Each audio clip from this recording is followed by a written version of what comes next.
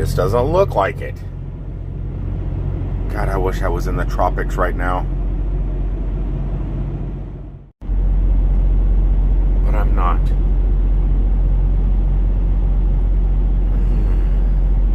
Perfect temperature. Welcome everybody to another daily vlog. A vlog that happens sometimes as the camera is scrolling upwards. Happens daily.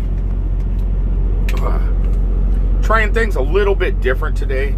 Let me shut that off.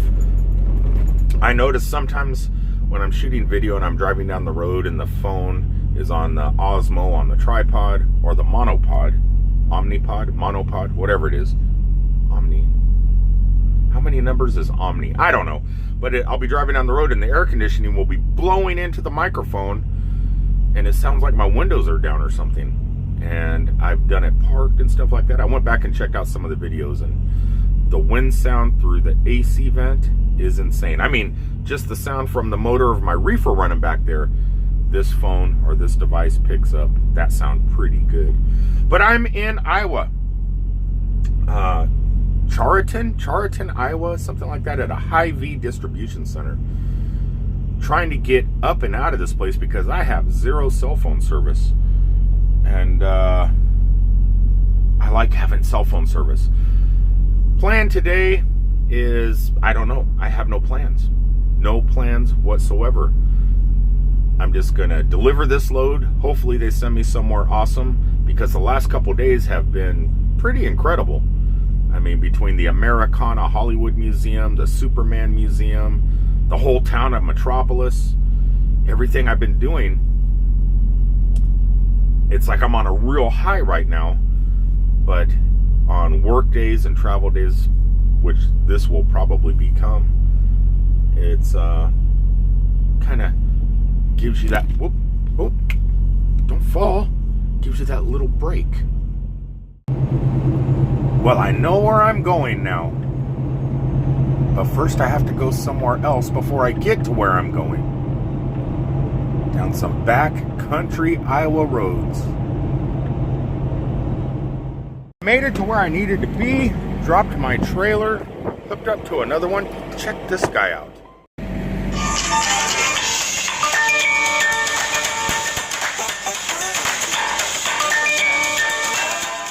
Okay, that blows. There's a tractor over here that was putting its arms out, and I wanted to show you that, and then I got a phone call from Florida.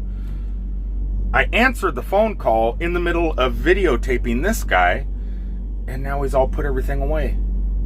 That sucks. It was pretty awesome how the arms folded out. But it was a private number that called me, so I thought it was somebody I might know. So I answered the phone call, and it said, yeah, did you call me about a Marriott reservation? I received a phone call from this phone number, is what he told me. And I go, no, this is a private number. And they go, well, somebody called from your number trying to sell me a Marriott reservation or something. And I go, no, how? And so I talked to the guy for a little bit, and he lives just down the street from me. And somehow a telemarketer is using my phone number to contact other people to get them to reserve rooms at a Marriott, which I find weird. How are telemarketers using personal private numbers? I told the guy, I said, look, contact Morgan & Morgan or one of the attorneys down there and you save my number and call me back if you decide to file a lawsuit against these telemarketers, and I'll stand right beside you and I'll sue too, because I get about 7 to 8 every single day. It's been crazy lately. I don't understand how these telemarketers are getting our information and our numbers and just hounding us on a daily basis. Would you like a new home security for free? I get those constantly. Or we can fix your credit and give you a better credit score. Would you like to be, like me to transfer you to our credit specialists? You know, or it's just those type of things. You just want a free cruise, you know, a 3-night Bahama cruise. I get those quite a bit too. The one I get the most of is the home security, or your vehicle's warranty is about to expire. Would you like to extend the warranty of your vehicle? You know, click 1 or 2 to be put on our do not call list. I don't have a vehicle. I don't have a car. So I don't know how they think my warranty's ready to expire. I get these all the time. Every single day. Why? I have no idea. And it's weird that one of these people is using my personal phone number to contact people. Strange. What's weird though is you'll drive for miles and miles and miles through lots of farmland and tree-studded hillsides, and then all of a sudden you'll come across these little towns. They're just one road right through a small town and then back into the fields again. One of those towns I passed on the 45-mile drive here through the country had something really unique, pretty amazing, something that you would pretty much only see on Route 66. And I'm going to try and stop on the way back through here in a few minutes, or in about 20 minutes. It's about 20 miles from here. I'm going to put my 4-way flashers on this little country road and get out and try and show you guys this. It's actually really amazing. You guys are going to kind of dig this, I think. But first, we have to put a few miles on through these fields. Okay, I made it. I made it to where I wanted. There's something really special here. Something I never thought I would see off of Route 66. No, not the shadow of a flag. And not what I'm getting ready to show you. This here I just found out was called Freedom Rock. It's a little monument they put in town here, right next to a roadside attraction that's, I can't believe is here. But this here itself is pretty awesome. In remembrance of the POWs.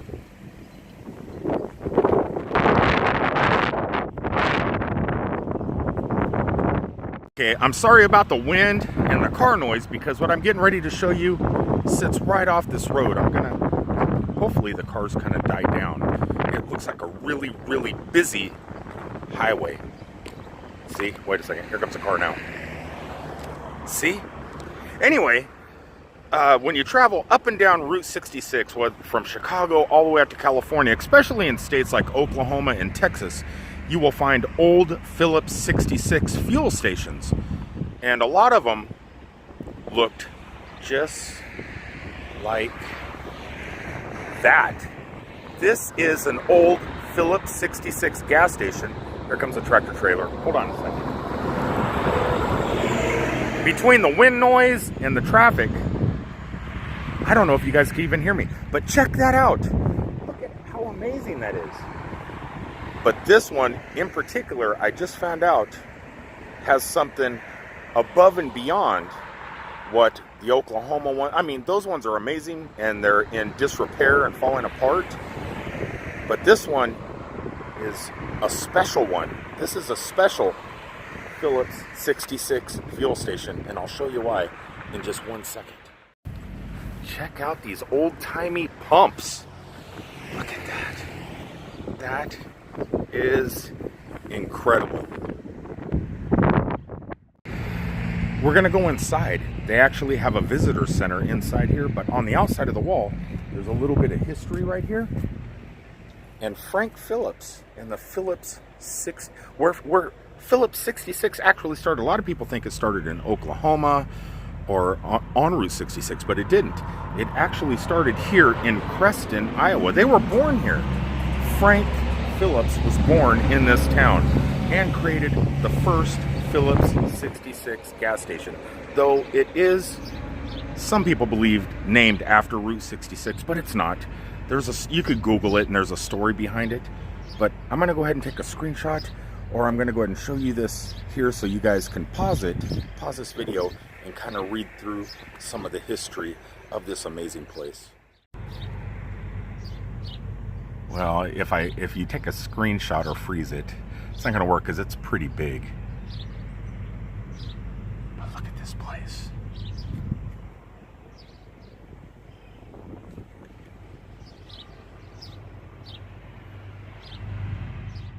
definitely something I was not expecting to see today. I don't expect to see these things ever. They're pretty much ancient history. They're gone. And if you drive up and down, like I said, in Oklahoma or Arizona or New Mexico, most of these buildings are pretty demolished looking. The desert's really doing their toll on them. But this one here has been totally pretty much restored and kept original, except I don't think these pumps actually work anymore. But let's go inside and see what the inside looks like.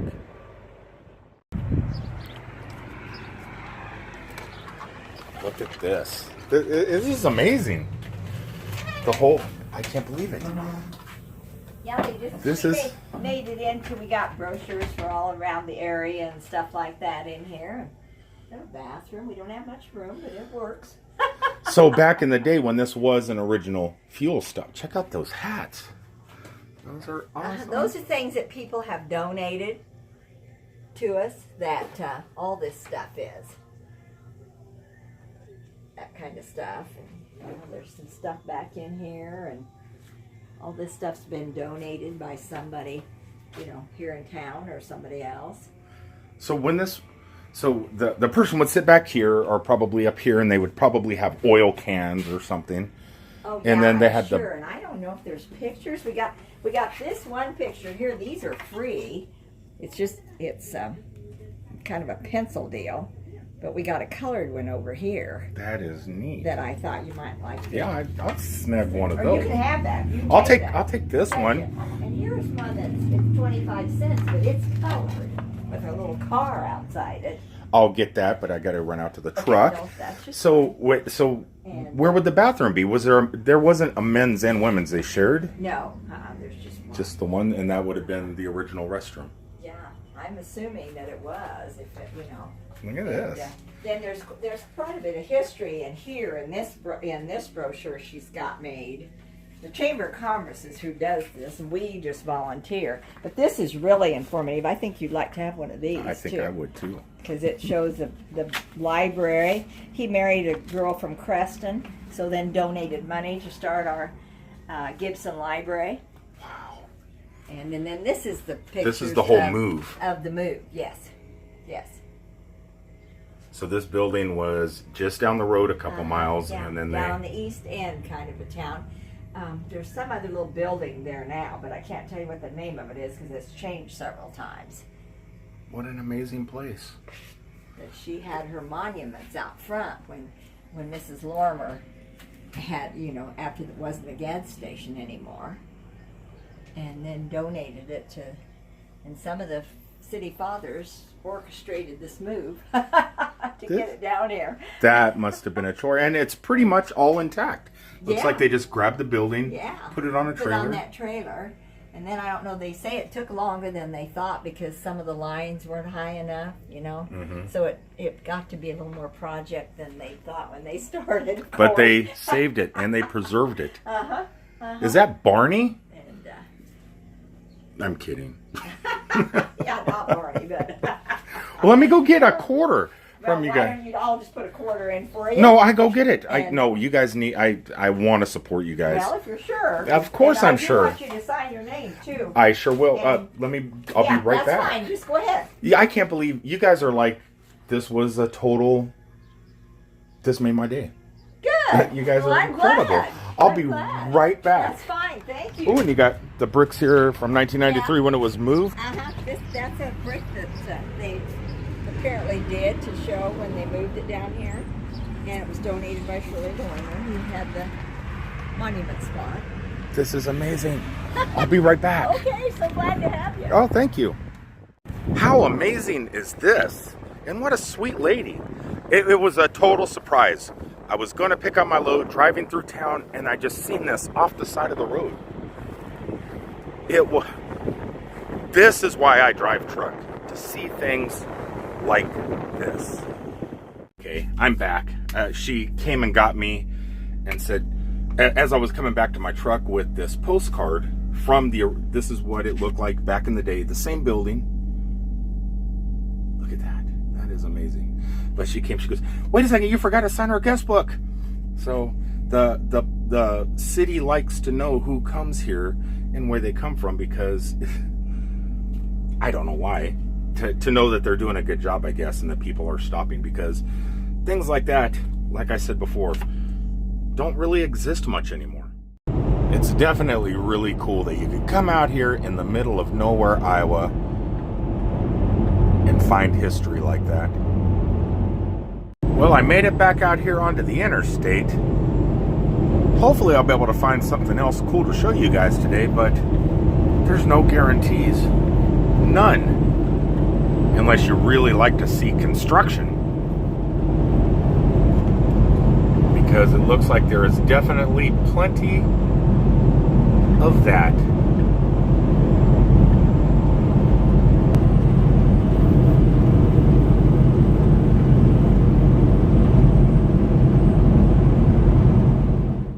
I don't think I told you guys where I'm headed to, did I?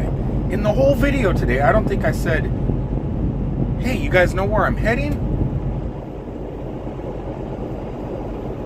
I forgot to tell you. And I don't think through my dirty, bug-filled windshield, you'll be able to tell.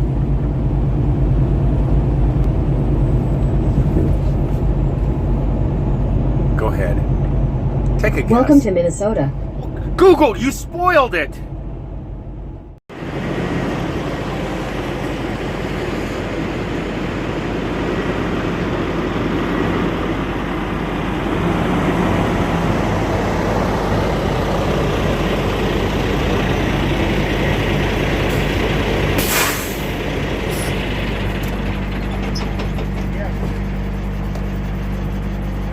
Minnesota.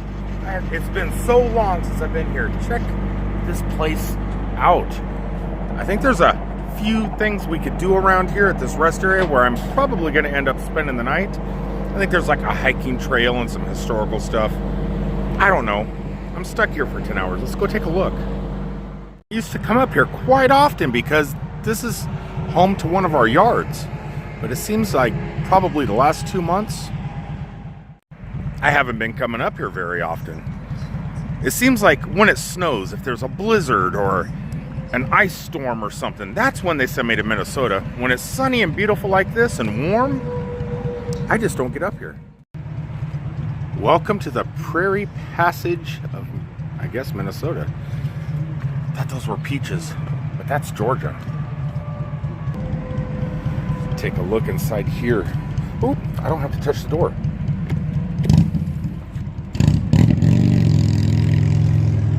That door sounded an awful lot like a motorcycle. Well, it looks like they do have a visitor center, but it is closed at the moment. The one thing I wish a lot of the rest areas and stuff like that would do across America, they do here, but a lot of states they don't, or they charge. And that is free Wi-Fi.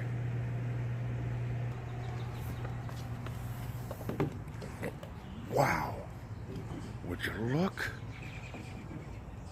at this?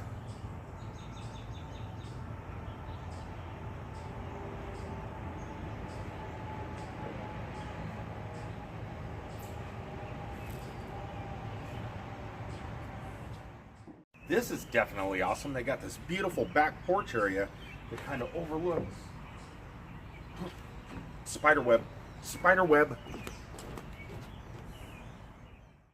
I mean, we are actually pretty high up. We're at tree level, at least small tree level.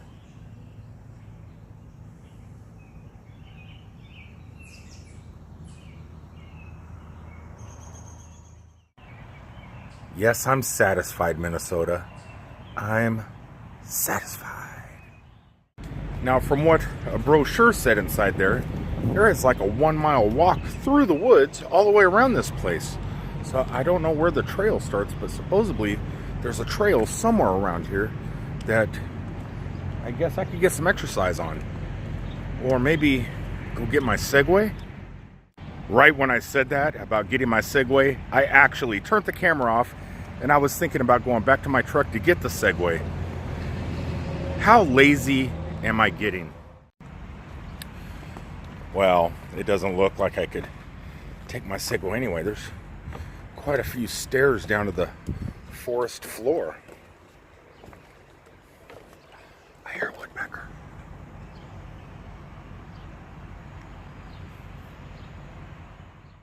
Wow, this goes quite a ways down. Look at this trail. It just goes down and down and down.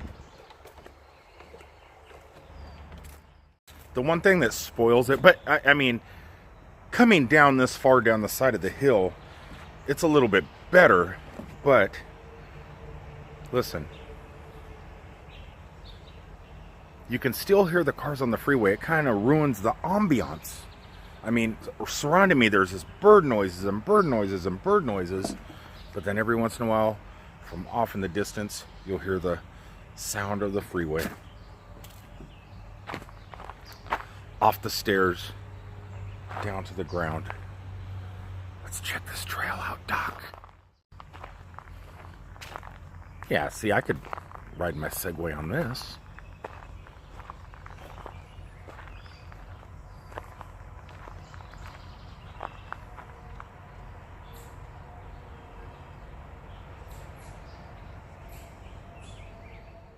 It is getting a little bit dark. I mean, it's not dark outside, but slipping and sliding in my flip-flops. It's just a little bit dark down here in the shadows of all these trees. Don't need no sunglasses down here.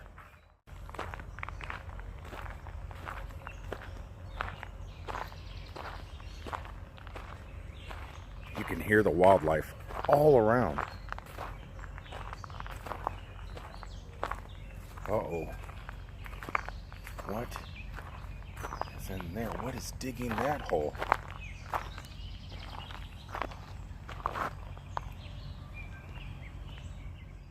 There is definitely no way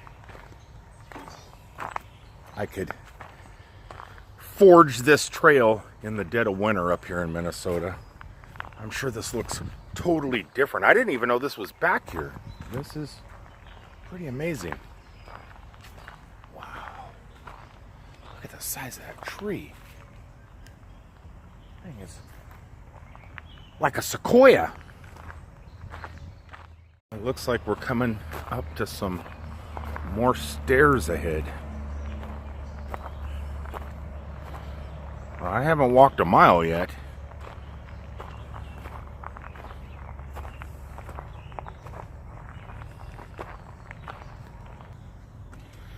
Don't know if you guys can see it or if my camera's picking it up, but right through the trees over there is a lake. There's a lake right back there. I think that's why I'm starting to see mosquitoes buzz around my eyes. There's something out here. I hear something rustling on the ground floor below. No, it's not that cup. Why do people throw their trash out in places like this?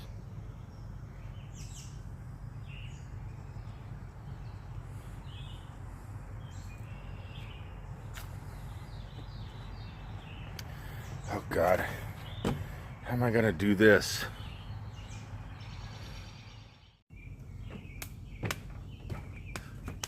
God, these mosquitoes, they're not good.